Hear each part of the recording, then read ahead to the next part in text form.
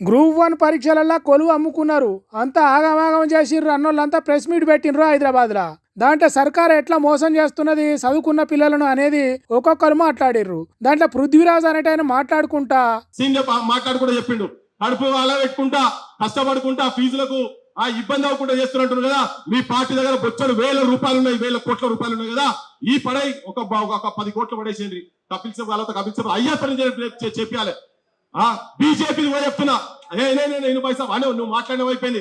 ఎప్పుడైతే BRS party దగ్గర బొచ్చడు పైసలు ఉన్నాయి ఇయ్యండ్రి, ఓ 10 కోట్లు ఇయ్యండ్రి అన్నాడు పృథ్వీరాజు. పక్కనే ఉన్న ఎర్రోల శ్రీనివాస్ కు మా తాన బొచ్చడు పైసలు ఉన్నాయి అంటవా అని కోపానికి వచ్చిండు. ఇక వాళ్ళ నడుమ ఎసోంటి కొట్టాట జరిగిందో చూడుండ్రి. మీ పార్టీ ఎందుకు వెనకపోయింది? నీ పార్టీ ఎందుకు వెనకపోయింది? ఎక్కడ పోయిండ్రు? ప్రభుత్వం మీద మాట్లాడతాం, నిన్ను మాట్లాడతాం. రేవంత్ మీద మాట, రేవంత్ డకాయిట్ అని మాట్లాడినాం.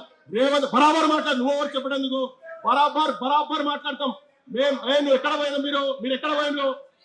మేము మాట్లాడుతున్నాం. నువ్వు ఏం చెప్పాలో కూడా మేము మాట్లాడుతున్నాం. మీరు అక్కడ ప్రభుత్వం మీద అన్ని మాట్లాడతాం. మీరు వచ్చింది కదా, మీరు కొస్తలేదాకా ప్రభుత్వం మీ మీద కూడా మాట్లాడతాం. ప్రభుత్వం మీద అన్ని రాజకీయ బీజేపీ మీద కూడా మాట్లాడతాం. తీసుకో రేపు పొద్దుగాలవో తీసుకో. అరే నువ్వు కొట్లానే నీ ప్రవళిక ఎట్లా చచ్చిపోయింది? ప్రవళిక ఎట్లా చచ్చిపోయింది? నువ్వు తీసుకుపోయి 7 గంటల లోపల దానం చేసిన మీ ప్రభుత్వంలో అందరు దయవటి కాదు, అందుకే పోయింది మీ ప్రభుత్వం. బీఆర్ఎస్ పార్టీని పల్లెత్తు మాట అననీయొద్దన్న తన్నాట ఎర్రోల శ్రీనివాస్ది. పార్టీ ఏదైనా గ్రూప్ 1 పిల్లలకు అన్యాయం జరగనీయొద్దనేది పృథ్వీరాజ్ తన్నాట.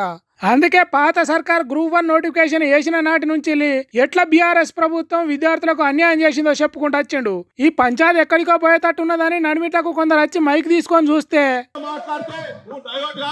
నువ్వు మైక్ ఉంచుకోదు. నేను కడుపు గాలి మాట్లాడుతున్నాం ఇక్కడ. నువ్వు కాదు నడవదు. బరాబర్ అన్ని పార్టీల గురించి మాట్లాడతాం. నువ్వు నాకు చెప్తే మాట అందరి గురించి మాట్లాడతాం. ఒక మా బీఆర్ఎస్ పార్టీనే అంటే ఎట్లా అని శ్రీనివాస్ అంటే నీ పార్టీ కాదు, అన్యాయం చేసిన ప్రతి పార్టీని కడిగి పారేస్తాం అన్నట్టు మైక్ ఇడవకుండా మాట్లాడిండు. పక్షాలే మాట్లాడుతున్నాం. అందుకనే చెప్తున్నా, మీరు ఎందుకు లీగల్ గా ఎందుకు వెనక పోయిండ్రు? మీ కేటీఆర్ ఢిల్లీ వెనక పోయింది కదా, ఎందుకు వెనక పోయిండ్రు? కొట్టాడు అదే చెప్తున్నాం. అందుకే చెప్తున్నాం, కొట్టాడమని చెప్తున్నాం. బరాబర్ ప్రజాస్వామ్యం. నేను తెలంగాణ తిరిగాం, నువ్వు లేవు. నేను తెలంగాణ నేను టీఆర్ఎస్ పార్టీ పెట్టేప్పుడు నువ్వు లేవు, మేమున్నాము. నువ్వు లేవచ్చు, నీకు తెలియదు. నువ్వు పోయి మాట్లాడాలి. వాస్తవాలు మాట్లాడితే వస్తుంది నీకు.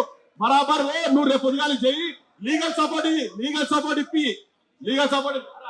ఏంటి లీగల్ సపోర్ట్ ఇప్పి కేసీఆర్ తో లీగల్ సపోర్ట్ ఇప్పి నేను చెప్పినా నువ్వు రోడ్ల మీదకి వస్తే మేము నీ ఎమ్మడి ఉంటామని చెప్తున్నాం కదా. రా, నీ ఎమ్మెల్యేలు రేపటి నుంచి మాట్లాడమని చెప్తున్నాం. సేమ్ బీజేపీ గురించి కూడా చెప్తున్నా. ఎవరికి భయపడలేదు ఇక్కడ. గ్రూప్ 1 అన్యాయం జరిగిందనే విషయంలో బీఆర్ఎస్ పార్టీ వెనకకు పోయింది కాబట్టి కడుపు మండి మాట్లాడుతున్నాడట. పాపం ఎర్రోల శ్రీనివాస్ దగ్గర మైకు లేదు కాబట్టి తను మాట్లాడే మాటలు వినబడతలేవు. లేకుంటే తన బాధ కూడా తెలిసేది కావచ్చు. ఇట్లా గ్రూప్ 1 జరిగిన అన్యాయం మీద పెట్టిన ప్రెస్ మీట్ గీ తిరిగైంది. కలిసి నడవాల్సిన వాళ్ళు ఒకరి మీద ఇంకొకరు గరం అయితే సర్కారు మీద ఎట్లా కొట్లాడతారో, గ్రూప్ 1 అభ్యర్థులకు ఎట్లా న్యాయం చేస్తారో చూడాలి.